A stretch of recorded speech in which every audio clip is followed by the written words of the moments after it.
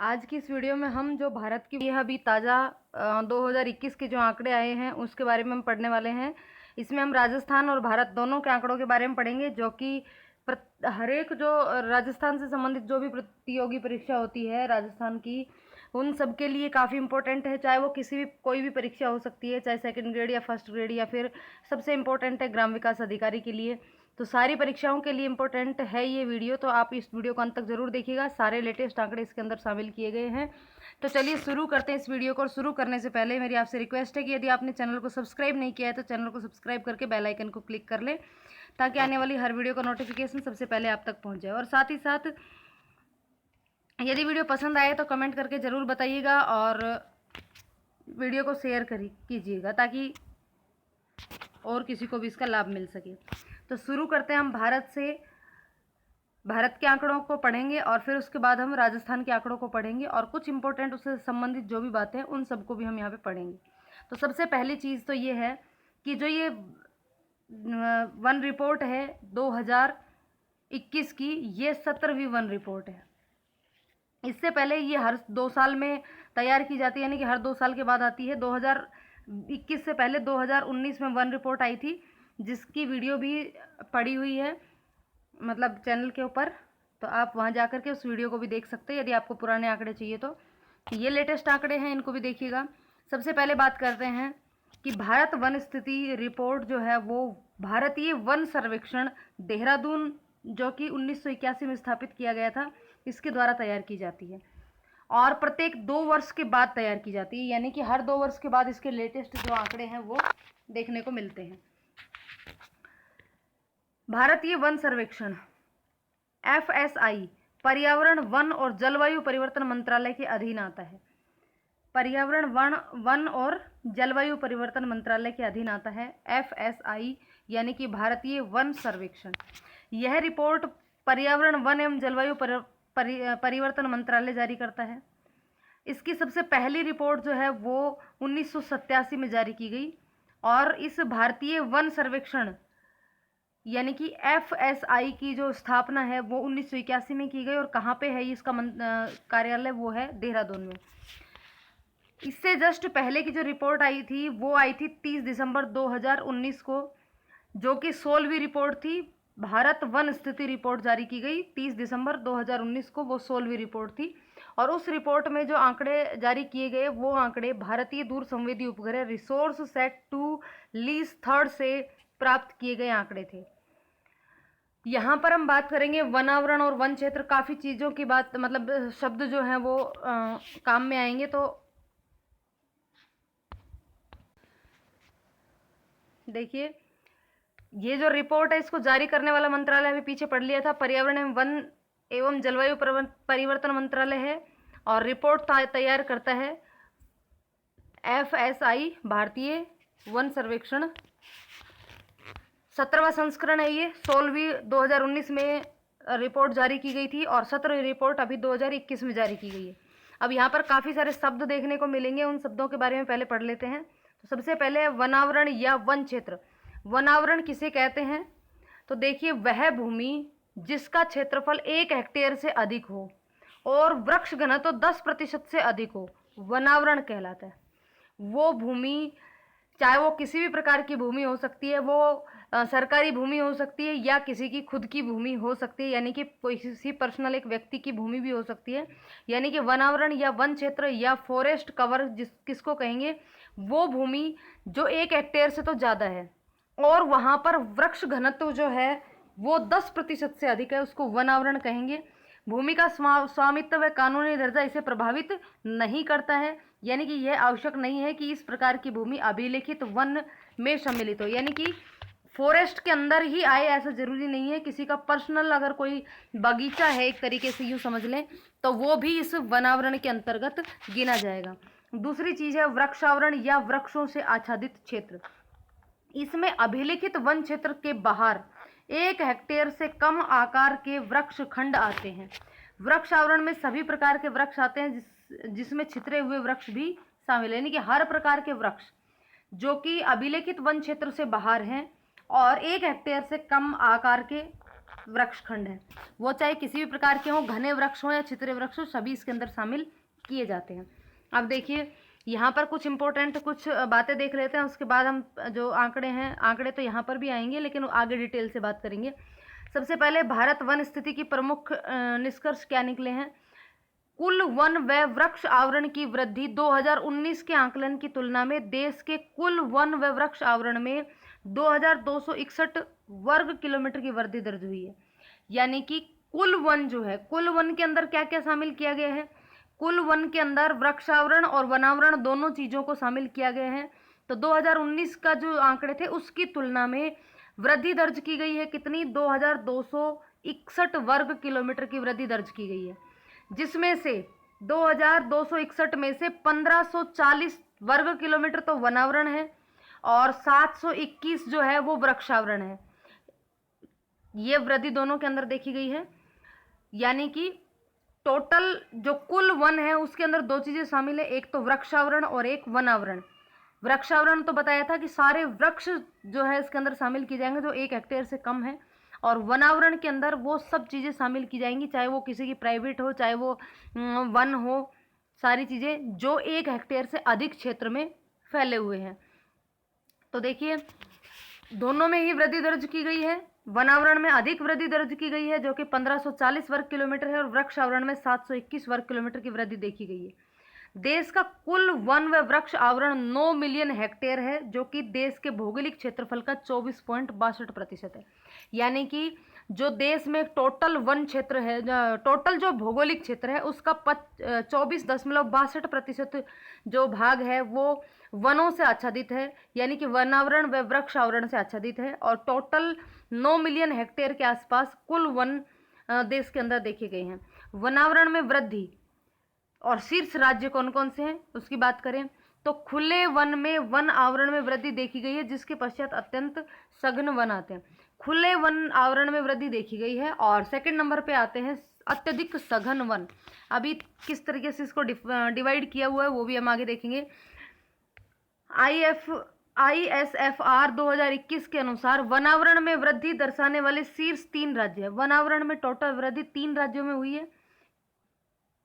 पहला है आंध्र प्रदेश 641 वर्ग किलोमीटर, आंध्र प्रदेश 647 वर्ग किलोमीटर। सेकंड नंबर पे आता है तेलंगाना 632 वर्ग किलोमीटर, और तीसरे नंबर पे आता है ओडिशा 537 वर्ग किलोमीटर। तो यहाँ पर इन तीनों स्टेट के अंदर जो है वृद्धि दर्ज की गई है सर्वाधिक। ISFR 2021 की रिपोर्ट की क्षेत्रवार मध्य प्रदेश में देश का सर्वाधिक वृहद वन क्षेत्र है। यानी कि यहाँ पे सर्वाधिक वृहद वन क्षेत्र की बात करें तो वो है मध्य प्रदेश में, इसके बाद अरुणाचल प्रदेश, फिर छत्तीसगढ़, उड़ीसा एवं महाराष्ट्र। तो सर्वाधिक क्षेत्रवार जो है मध्य प्रदेश में सबसे ज़्यादा वृहद वन क्षेत्र पाया जाता है। उसके बाद मध्य प्रदेश के बाद अरुणाचल प्रदेश, छत्तीसगढ़, उड़ीसा और महाराष्ट्र। 100% प्रतिशतवार, यहाँ पे तो हमने बात करी थी क्षेत्रवार। क्षेत्रफल की दृष्टि से, क्षेत्रफल की दृष्टि से सर्वाधिक वन कहाँ पाए जाते हैं? मध्य प्रदेश में। प्रतिशत की दृष्टि से भौगोलिक क्षेत्र का जो प्रतिशत है उस प्रतिशत के हिसाब से वनावरण के मामले में बात करें तो सबसे ज़्यादा प्रतिशत है मिजोरम में। प्रतिशत का मतलब हो गया कुल भौगोलिक क्षेत्र में ज्यादा। एक तो है कि हेक्टेयर में सबसे ज़्यादा वन कहाँ है, तो वो तो सर्वाधिक वन की बात हो जाती है, तो वो आता है मध्य प्रदेश में सर्वाधिक। यहाँ पर प्रतिशत की बात हो रही है तो जैसे कि मान लो 100 हेक्टेयर किसी राज्य के पास टोटल भौगोलिक क्षेत्र है और 100 में से 50 हेक्टेयर वन है, तो ये 50% वन उनके पास हो गया। जबकि कोई दूसरा 50% वन हो गया 100 में से 50।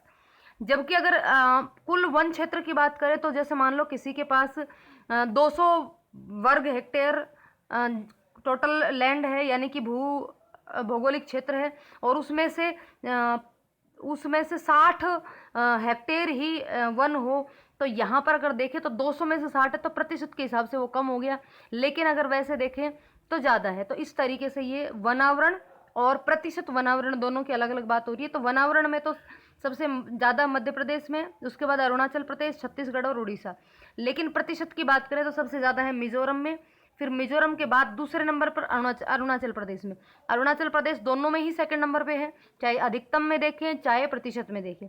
तीसरे नंबर पे आता है मेघालय, मणिपुर और नागालैंड। एक तरीके से यूँ कहें कि ये सारे के सारे जो है पूर्वी जो देश हैं, मतलब पूर्वी स्टेट जो हैं वो सारे के सारे आ गए हैं यहाँ पे, इसके अंदर शामिल हो गए हैं प्रतिशत के हिसाब से, क्योंकि ये छोटे छोटे हैं, इनका जो क्षेत्रफल है वो कम है और इनमें वन ज़्यादा है, तो प्रतिशत के हिसाब से इनमें काफ़ी मात्रा में जो है। अच्छा, यहाँ पे 0% लिखा हुआ आ गया ना, ये आंकड़ा यहाँ पे मिसप्रिंट हो गया है, ये मिसप्रिंट हो गया है यहाँ पे।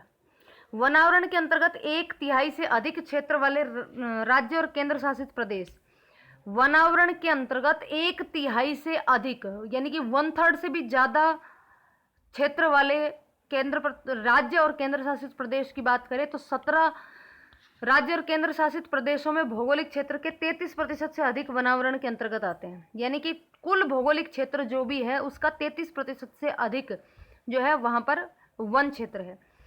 ऐसे कौन कौन से राज्य और केंद्र शासित प्रदेश हैं जिनमें 75% से अधिक वन है? तो 5 राज्यों की बात करें या केंद्र शासित प्रदेशों की बात करें तो लक्षद्वीप, मिजोरम, अंडमान निकोबार द्वीप समूह, अरुणाचल प्रदेश और मेघालय। इनमें 75% से अधिक वन क्षेत्र पाया जाता है। 33% से अधिक तो 17 स्टेट हैं, स्टेट और यूनियन टेरिटरीज हैं, लेकिन हम यहाँ पे 75% से ऊपर बात करें तो 5 बताए यहाँ पे, लक्षद्वीप, मिजोरम, अंडमान निकोबार, अरुणाचल प्रदेश चौथा और मेघालय पांचवा, जिसमें 75% से अधिक वन क्षेत्र है। अब 75 से कम लेकिन 33% से ज़्यादा है, टोटल 17 में से 5 उधर निकल गए तो 12 बच गए। 12 में कौन कौन से हैं? मणिपुर, नागालैंड, त्रिपुरा, गोवा, केरल, सिक्किम, उत्तराखंड, छत्तीसगढ़, दादर एवं नगर हवेली, दमन एवं दीप, असम, उड़ीसा, ये 33 से 75% के अंतर्गत आते हैं। ध्यान रहे पश्चिमी जो भाग है वहाँ पर वन बहुत ही कम मात्रा में पाए जाते हैं, जैसे कि हमारा राजस्थान जो है जो कि पश्चिमी क्षेत्र में आता है, तो यहाँ पर 33% से भी कम वन क्षेत्र है, तो ये ध्यान रखने की चीज़ है। अब मैंग्रोव आवरण में भी वृद्धि हुई है।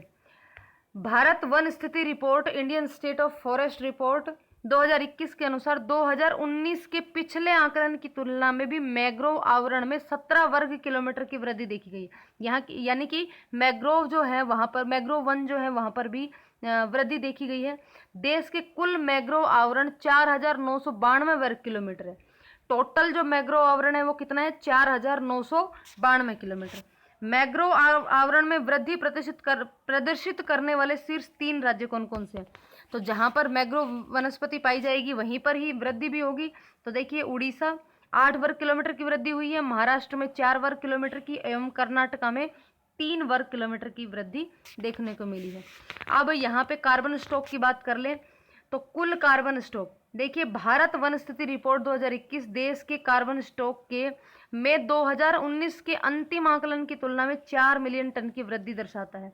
यानी कि कार्बन स्टॉक में भी वृद्धि दर्ज की गई है और लगभग 2019 की तुलना में 4 मिलियन टन के आसपास वृद्धि दर्ज की गई है।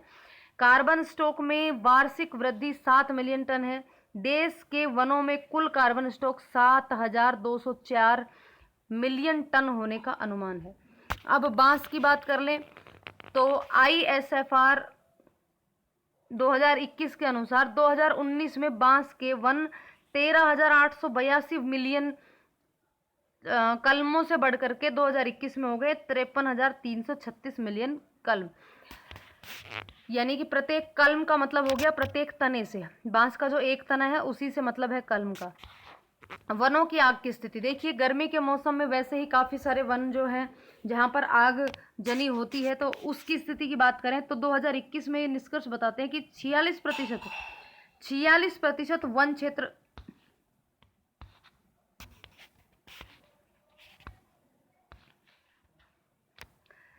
46% वन क्षेत्र में अग्निप्रवण है। अग्निप्रवण का मतलब आग लगने का खतरा, आग लगने का खतरा है 46% वन क्षेत्र में, जिसमें से 81% से अधिक प्रवण है और 7.85% बहुत अधिक प्रवण और 11.15% अत्यधिक प्रवण है।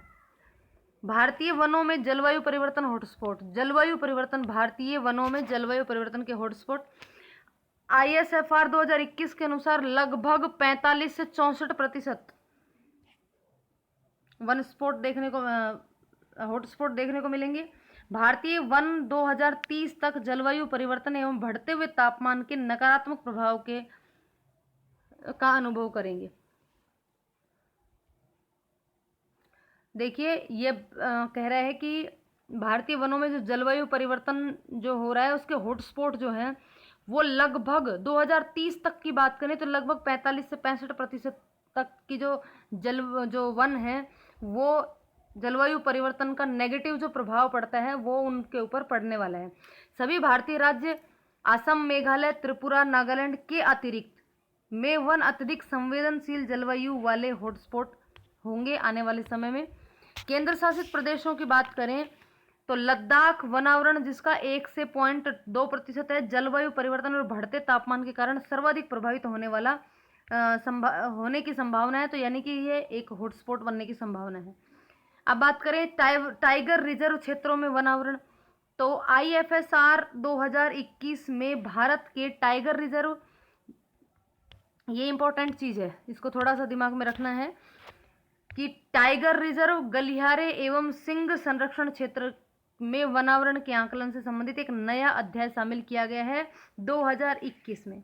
ध्यान रखना 2021 में पहली बार ISF द्वारा भारत के टाइगर रिजर्व, गलियारे एवं सिंह संरक्षण क्षेत्र में वनावरण के आकलन से संबंधित, यानी कि इन क्षेत्रों में भी वनावरण का आकलन पहली बार किया गया है। तो यहाँ पे ध्यान रखना है कब किया गया पहली बार, 2021 में। विगत दशक में 52 बाघ अभ्यारण्यों में वनावरण में कुल कमी 62 वर्ग किलोमीटर रही है, यानी कि बाघ अभ्यारण्यों में कमी दर्ज की गई है। 52 बाघ अभ्यारण्यों में से 20 में वृद्धि की प्रवृत्ति प्रदर्शित की है। 52 जो टोटल बाघ अभ्यारण्य है इनमें कुल कमी हुई है 62 वर्ग किलोमीटर। 52 के 52 को मिला दिया जाए तो टोटल कमी हुई है 62 वर्ग किलोमीटर, लेकिन उसमें से 20 जो बाघ अभ्यारण्य है 52 में से 20 बाघ अभ्यारण्य है उनमें वृद्धि की प्रवृत्ति देखी गई है, बाकी जो 32 बचते हैं उनमें कमी। वन क्षेत्र में वृद्धि प्रदर्शित करने वाले शीर्ष 3 टाइगर किस किस में वृद्धि ज्यादा देखने को मिली है? 32 गिरावट की प्रवृत्ति दर्शा रहे हैं, जबकि 20 वृद्धि की प्रवृत्ति दर्शा रहे हैं। तो जो 20 वृद्धि की प्रवृत्ति दर्शा रहे हैं उनमें से 3 जो शीर्ष पर 3 है उनका नाम है, पहला बक्सा पश्चिम बंगाल 80 वर्ग किलोमीटर की वृद्धि, दूसरा अन्नामलाई तमिलनाडु 78 वर्ग किलोमीटर, और तीसरा है इंद्रावती यानी कि छत्तीसगढ़ 48 वर्ग किलोमीटर। और बाकी जो शेष बच गए 32 टाइगर रिजर्व वो गिरावट की प्रवृत्ति प्रदर्शित करते हैं, जो कि असम के ओरंग में 6 वर्ग किलोमीटर से लेकर के तेलंगाना के कवाल में 118.57 वर्ग किलोमीटर तक विस्तार है। मतलब इस पूरे विस्तार के अंतर्गत गिरावट देखने को मिलती है। ये तो हमने बात की अभी भारत की वन रिपोर्ट की कुछ इंपॉर्टेंट फैक्ट्स की बात करी। अब हम बात करेंगे राजस्थान में वन किस प्रकार से हैं। तो देखिए राजस्थान में कुल वनावरण जो है वो 16,654.96 वर्ग किलोमीटर है। टोटल जो वनावरण है वो 16,654.96 वर्ग किलोमीटर है कुल वनावरण, जो कि राज्य के कुल भौगोलिक क्षेत्र का मात्र 4.87% है। इसको लगभग 16,655 मान सकते हैं हम, क्योंकि 96 लगभग 1 के बराबर 0.96 के बराबर की प्रवृत्ति दर्शाता है। तो यूं कह सकते हैं कि राजस्थान में जो कुल वनावरण है 2021 की रिपोर्ट के अकॉर्डिंग वो है 16,655, जो कि कुल भौगोलिक क्षेत्र का मात्र 4.87% है। जबकि हमने अभी थोड़ी देर पहले पढ़ा था कि 33% से ऊपर आने वाले भी पढ़े हैं, यहाँ तो मात्र 4.57 लगभग 5 के आसपास हम इसको मान सकते हैं। अब बात करें 2019 की तुलना में जो वनावरण है उसमें 25.45 वर्ग किलोमीटर की वृद्धि हुई है। राजस्थान में 2019 के आकलन की तुलना में कुल वनावरण में 4-5 वर्ग किलोमीटर की जो है वृद्धि देखने को मिली है। राजस्थान में वृक्ष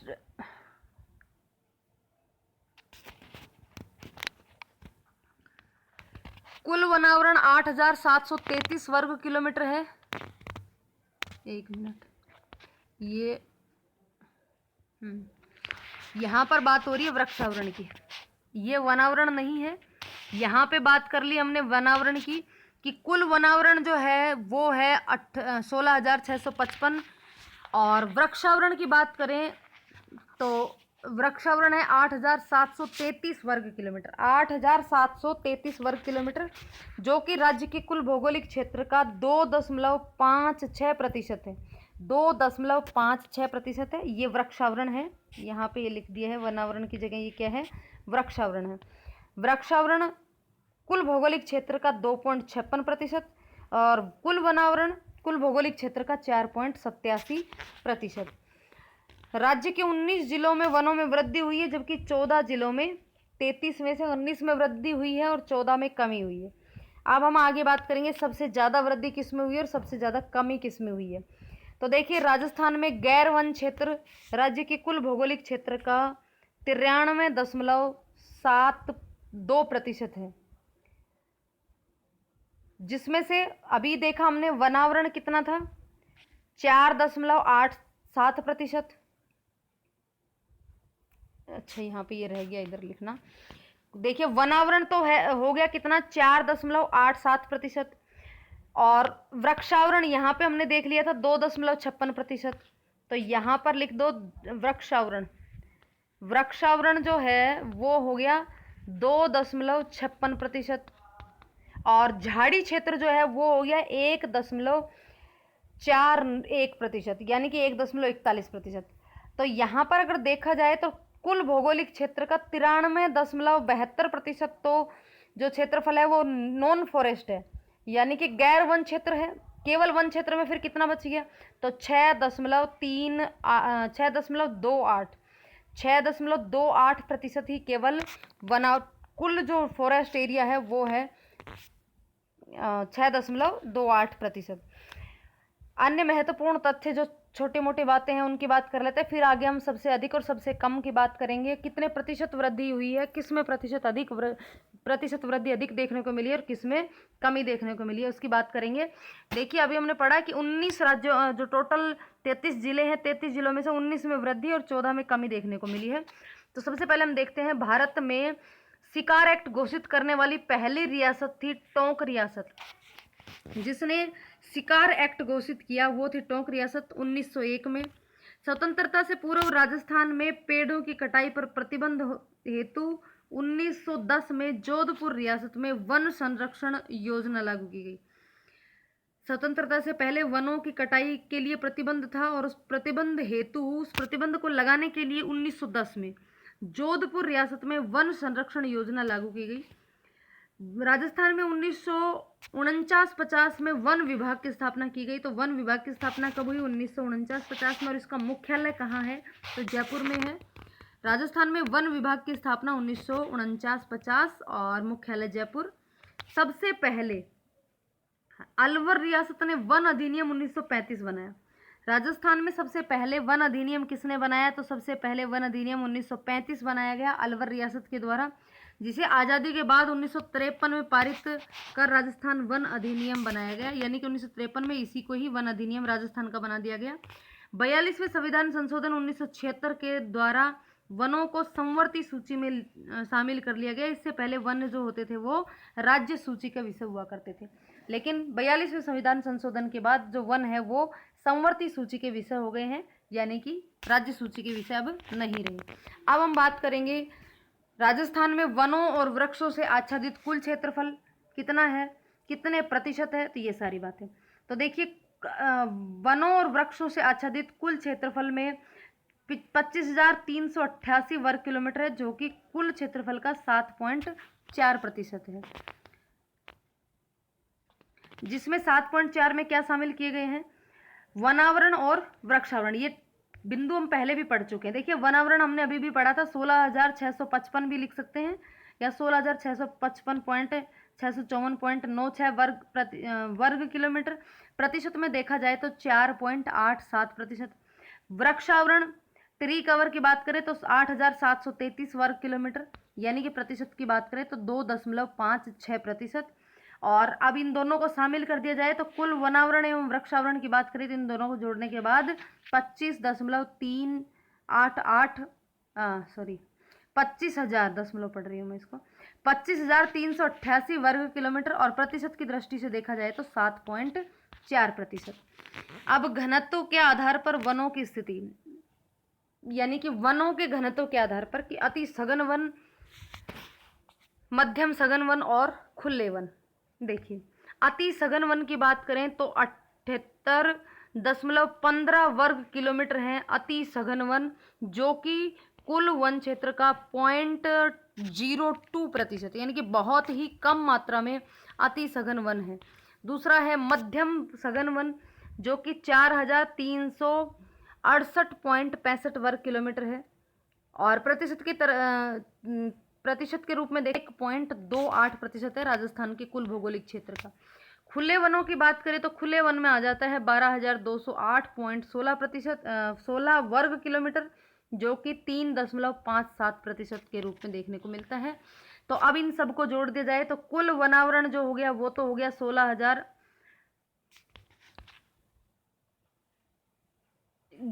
तीनों तरीके के वनों को जोड़ दिया जाए, अति सघन, मध्यम सघन और खुले वन, तो ये बन जाते हैं कुल वनावरण। तो ये कुल वनावरण जो है ये हो गए हमारे 16,654.96 वर्ग किलोमीटर। और प्रतिशत में हो गया 4.87%। अब इसके साथ झाड़ी भी शामिल कर दी जाए तो कुल झाड़ी क्षेत्र जो है वो 4,808.51 वर्ग किलोमीटर और प्रतिशत में 1.41%। अब बात करते हैं सबसे ज़्यादा वन किस जिले में है और सबसे कम वन किस जिले में है। तो देखिए सर्वाधिक वन क्षेत्र हैं, सर्वाधिक वन क्षेत्र की बात करें तो सबसे ज़्यादा वन है उदयपुर में, सबसे ज़्यादा वन है उदयपुर में 2,753.39 वर्ग किलोमीटर। फिर उसके बाद दूसरे नंबर पे आता है अलवर 1,195.91%। तीसरे नंबर पे आता है प्रतापगढ़ 1,033.37 वर्ग किलोमीटर। फिर आता है 1,010.05 वर्ग किलोमीटर। यानी कि सर्वाधिक वन में उदयपुर, अलवर, प्रतापगढ़ और 12। यूएपीबी इसको याद रख सकते हैं। यू से उदयपुर, ए से अलवर, पी से प्रतापगढ़ और बी से 12। न्यूनतम की बात करें तो न्यूनतम जो वन होंगे वो 100% हमारे पश्चिमी राजस्थान में ही होंगे। तो न्यूनतम वन क्षेत्र की बात करें तो सबसे पहले नंबर पे आता है चूरू 77.69 वर्ग किलोमीटर। हनुमानगढ़ दूसरे नंबर पे 92.97 वर्ग किलोमीटर। तीसरे नंबर पे आता है जोधपुर जो है 109.25 वर्ग किलोमीटर। और लास्ट में आता है गंगानगर जो कि 1,115.09 वर्ग किलोमीटर। यानी कि चूरू, हनुमानगढ़, जोधपुर, गंगानगर, पश्चिमी राजस्थान का जो भाग है उसमें सर्वाधिक तापमान रहता है चूरू का। तो यूँ इसको रिलेट कर सकते हैं कि इसलिए यहाँ पे वनस्पति जो है कम पाई जाती है। चूरू के बाद हनुमानगढ़, जोधपुर और गंगानगर। नेक्स्ट बात करते हैं जिलों के भौगोलिक क्षेत्र के प्रतिशत के अनुसार सर्वाधिक और न्यूनतम। तो देखिए प्रतिशत के हिसाब से सर्वाधिक की बात करें तो सबसे ज़्यादा प्रतिशत में है उदयपुर 23.49%। दूसरे नंबर पे प्रतापगढ़। वैसे सर्वाधिक वनों की बात हो रही थी तो दूसरे नंबर पे अलवर था। UAPB हमने पढ़ा था वहाँ पे, यहाँ पे UPSC यानी कि यहाँ पे UPSC बन गया। देखिए बिल्कुल अच्छे से याद कर सकते हो इसको। सर्वाधिक प्रतिशत के हिसाब से सर्वाधिक वन क्षेत्र की बात करें तो UPSC, U से उदयपुर, P से प्रतापगढ़, S से सिरोही और C से करौली। इधर न्यूनतम की बात करें तो जोधपुर, चूरू वहाँ पहले नंबर पे था, यहाँ दूसरे नंबर पे आ गया है। और यहाँ पे जो चूरू के बाद था हनुमानगढ़ और फिर जोधपुर था, तो यहाँ पे तीसरे नंबर पे जोधपुर था, ये पहले नंबर पे पहुँच गया। जैसलमेर और चौथे नंबर पे आता है बीकानेर। कुल वन क्षेत्र प्रतिशत के हिसाब से जोधपुर में सबसे कम प्रतिशत है 0.48%, चूरू में 0.56%, जैसलमेर में 0.84% और बीकानेर में 0.92%। अब बात करें तुलनात्मक वृद्धि की कि 2019 की तुलना में 2021 में कौन से वनावरण क्षेत्र में सबसे ज़्यादा वृद्धि हुई है और सबसे ज़्यादा कमी हुई है। तो देखिए, सबसे ज़्यादा वृद्धि वाले जिलों की बात करें तो अजमेर, पाली, बीकानेर। सबसे पहले नंबर पे अजमेर, APB, इसको याद रख सकते हैं APB। तो ए से अजमेर 26.45 वर्ग किलोमीटर की जो है 2019 की तुलना में 2021 में वृद्धि हुई है। दूसरे नंबर पे पाली 26.01 वर्ग किलोमीटर की वृद्धि हुई है। और तीसरे नंबर पे आता है बीकानेर 24.10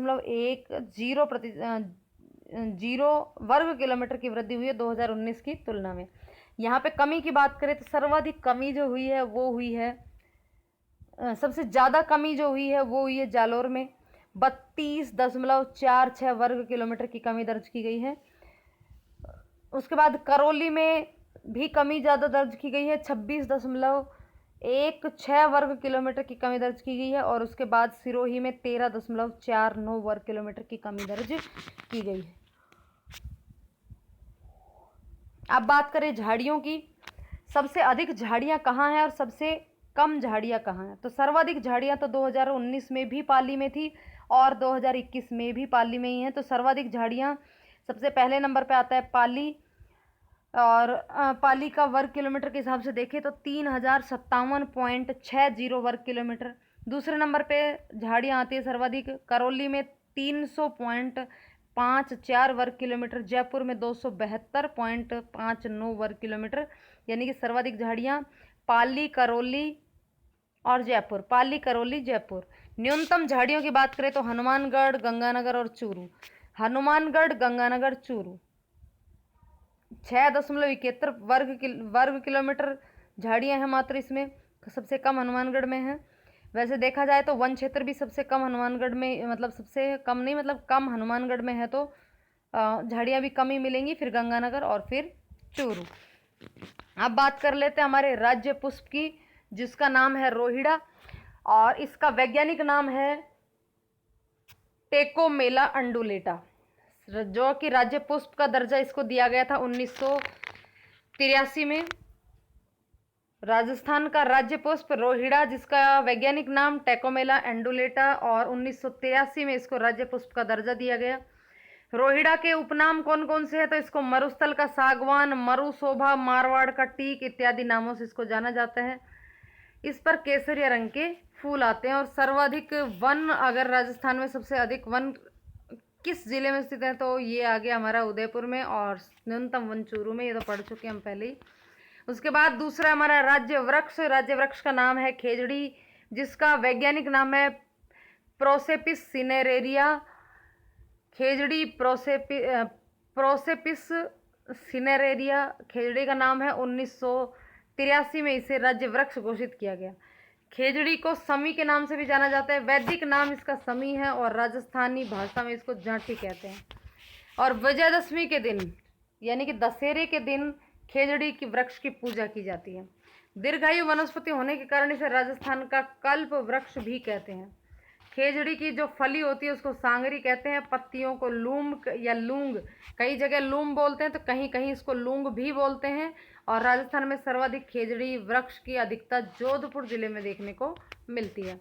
और इसी खेजड़ी वृक्ष को बचाने के लिए अमृता देवी ने 1730 में जोधपुर रियासत के खेजड़ली ग्राम में विश्नोई समाज के नेतृत्व करते हुए, विश्नोई समाज का नेतृत्व करते हुए 363 व्यक्तियों के साथ खेजड़ी वृक्ष को बचाने के लिए अपने प्राणों का बलिदान दे दिया था। और उस समय जोधपुर के राजा थे अभय सिंह। तो देखिए, खेजड़ली बलिदान के नाम से किसने बलिदान दिया, तो अमृता देवी ने दिया, लेकिन उसके साथ 363 लोगों ने और बलिदान दिया था, लेकिन नेतृत्व करने वाली जो थी वो अमृता देवी थी। और ये 1730 ईस्वी की बात है और गांव का नाम था खेजड़ली। और उस समय जो राजा थे वो थे जोधपुर के राजा अभय सिंह। इस घटना की याद में खेजड़ली गांव में प्रति वर्ष भाद्रपद शुक्ल दशमी को मेला लगता है। साथ ही साथ राजस्थान का जो प्रमुख भोजन है उसमें सबसे इम्पोर्टेंट आता है पंचकुटा, कैर, कुमटिया, गोंदा, गोंदा, सांगरी, लाल मिर्च।